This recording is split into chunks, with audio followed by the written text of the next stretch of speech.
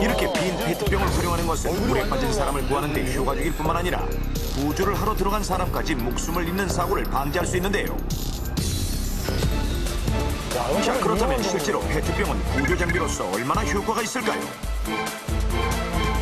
직접 실험해 보도록 하겠습니다. 실험 참가자들은 우리나라 20, 30대 표준 체형의 성인 남성 3명으로 모두 물에 잘 뜨지 못하는 수영 초보자들입니다. 수영 어느 정도 하세요? 네, 수영 아예 못합니다. 어릴 때 수영을 잠깐 한 적이 있는데 지금은 물에 뜨는 것조차 안 됩니다. 약간은 할 줄 압니다. 자, 본격적인 실험에 앞서 물에 들어가기 전 스트레칭으로 몸을 풀어주고 심장에서 먼 부분부터 물을 적셔줍니다. 그리고 참가자들의 안전을 위해 3명의 안전요원이 함께 물속으로 들어가도록 했습니다. 먼저 물속에서 부력을 최대로 받을 수 있는 방법을 알려주었는데요. 페트병을 몸의 중심인 가슴과 배꼽 사이에 놓고 저 위치가. 긴장을 최대한 푼 상태로 몸을 뒤로 젖히는 것이 바로 페트병의 부력을 최대한 활용할 수 있는 방법. 이제 본격적으로 실험 시작. 1.5리터 빈 페트병에 물을 3분의 1 정도 채운 뒤 참가자들에게 던져주는 실험맨. 각각의 페트병이 정확하게 참가자들의 앞에 떨어지는 것을 확인할 수 있습니다. 자, 그렇다면 수영을 거의 하지 못하는 참가자들이 페트병 하나만으로 물에 떠 있는 것이 과연 가능할까요? 모두 긴장된 순간 드디어 구명 부위를 제거하는데 과연 그 결과는? 안 되는데? 처음에는 물에 대한 공포심 때문에 자세를 잘 잡지 못하는 모습. 어떻게든 페트병에 의지해보려고 하지만 여지없이 모두 물속으로 가라앉고 마는데요.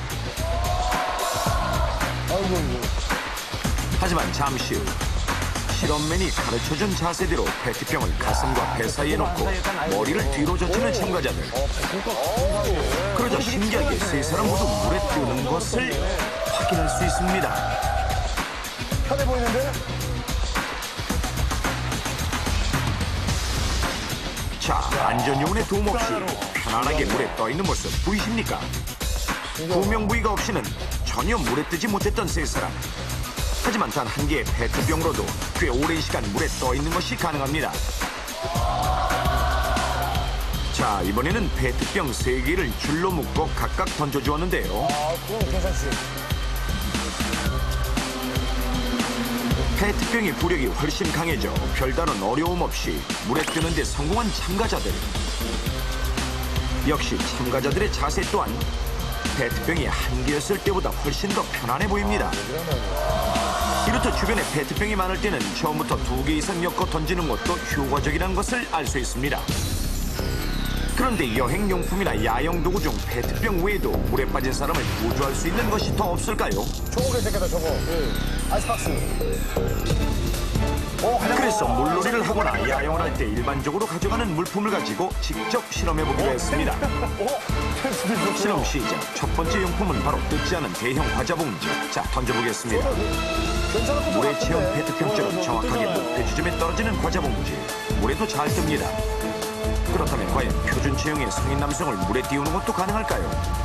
구명 부위를 빼고 과자 봉지를 가슴에 안는 순간 자연스럽게 물 위로 떠오르는 참가자. 과자 봉지도 되잖아요. 되긴 되네. 무게 정도 있으면 충분하겠어요. 수영을 전혀 하지 못하는데도 불구하고 매우 편안한 자세로 물에 떠 있을 수 있는데요.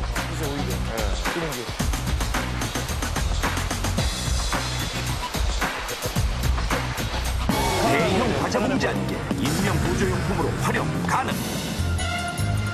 다음은 여름철 빼놓을 수 없는 과일, 수박. 수박 뜨죠? 수박 뜨죠? 수박을 던지는 순간 수박의 무게에 물이 크게 솟구치더니 다시 올라오죠. 어느새 사라져버린 수박. 알고 보니 무게를 이기지 못하고 2m 아래 바닥까지 내려갔던 것. 올라왔다가 힘겹게 물 위로 올라온 수박을 잡고 물에 뜨기를 시도하는 참가자. 아니야, 수박 떠. 하지만 수박 무게 때문에 오히려 더 빨리 물에 가라앉고 마는데 안 되네, 안 되네, 안 되네. 잠시 자세를 유지해보지만 더 깊은 곳으로 가라앉는 모습.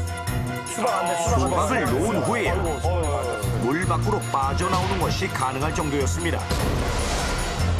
실험 결과 부력이 약한 수박은 구조용품으로 활용 불가능. 이번에는 물에 잘 뜨는 슬리퍼 3켤레를 엮어봤습니다. 정확하게 참가자 앞에 떨어지는 슬리퍼 묶음. 아, 슬리퍼가 뜨죠. 과연 슬리퍼 3켤레로 물에 뜨는 것이 가능할까요? 슬리퍼를 항상 갖고 있잖아요, 휴가 때는. 구명 부위를 빼도 그대로 물에 떠 있는 참가자.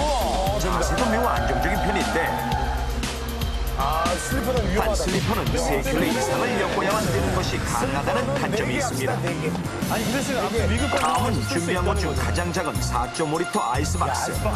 이번에도 목표 지점에 정확하게 떨어뜨리는 데 성공.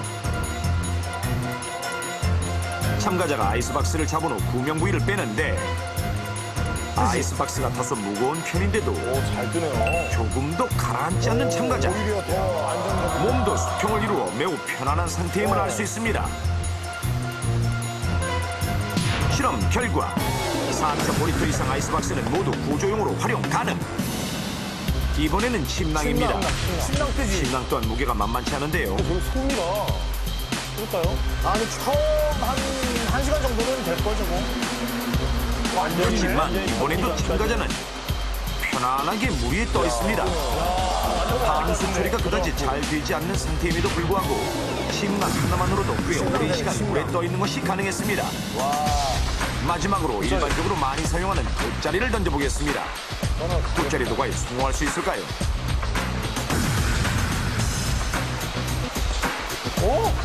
아이스박스나 침낭에 비해 참가자의 다리가 구부러져 조금 불안한 모습이긴 하지만 돗자리 역시 성인 남성을 물에 뜨게 하는데 가뿐히 성공했습니다.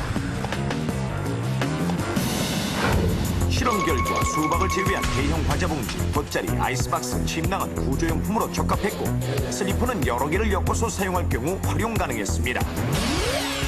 이처럼 만약 구조 요원이나 구조 장비가 없는 곳에서 물놀이 사고가 발생할 경우 물에 뜨는 물건들을 주변에서 최대한 빨리 찾아서 물에 빠진 사람에게 던져준 후 잘 던져야 된다고 또. 머리에 맞추면 그러면 끝이 아니지. 즉시 119에 신고해 구조 요청을 해야 합니다.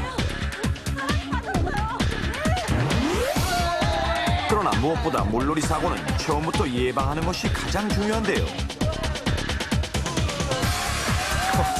먼저 물놀이를 하기 전 곧바로 차가운 물로 뛰어들지 말고 간단한 스트레칭으로 몸을 풀어주면 손발 경련으로 인한 사고를 막을 수 있습니다.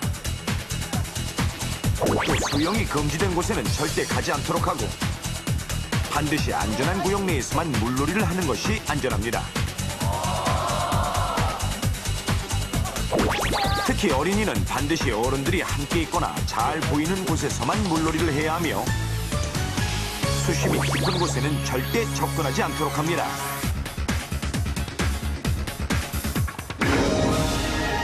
순간의 무주의로 일어날 수 있는 물놀이 사고. 절대 당황하지 말고 주변에 있는 여행용품을 현명하게 활용하기만 하면 당신도 귀중한 생명을 살릴 수 있습니다. 근데 사실 답은 뭐 저희가 잘 봤습니다만 이 사람이 빠지면 1분 1초 급해가지고 뭘 찾는 게 더 위험하지 않을까 하는 생각도 다시 해보거든요. 어떻습니까, 교수님? 물론 최대한 구조 시간을 단축하는 것이 가장 좋습니다. 그러나 이제 전문적인 훈련을 받은 구조요원이 아닌 이상 사람들이 물에 직접 뛰어들어가가지고 사람을 구조하는 것은 오히려 더 많은 인명피해를 불러일으킬 수 있는 행동입니다. 수영을 전혀 하지 못하는 사람도 물에 빠진 뒤에 5분 안에만 구조되면은 대부분 심폐소생술에 의해서 살릴 수가 있거든요. 상황에 따라서 다르긴 하겠지만은 성급하게 물에 뛰어들어가지고 사람을 구조하려고 하는 것보다는